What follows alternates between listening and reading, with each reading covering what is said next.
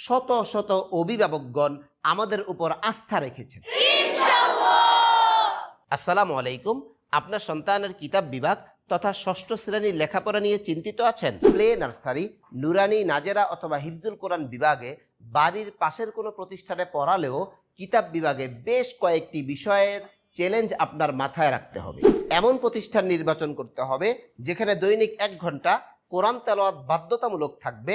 ভালো আলেম হওয়ার জন্য আরবি ভাষায় পারদর্শী হওয়ার ব্যবস্থা থাকতে হবে। কর্মজীবনে চতুর্মুখী কর্মসংস্থানে অবদান রাখতে পারে, সেজন্য ইংরেজি ভাষায় পারদর্শী হওয়ার ব্যবস্থা থাকতে হবে। জ্ঞান বিজ্ঞানের প্রত্যেকটা শাখায় যেন সে অবদান রাখতে পারে, সেজন্য কওমি এবং আলিয়া তথা সরকারি পরীক্ষায় অংশগ্রহণের ব্যবস্থা থাকতে হবে। আবু হুরায়রা মাদ্রাসার কিতাব বিভাগ এই বিষয়গুলো সমন্বয়ে কাজ করে যাচ্ছেন।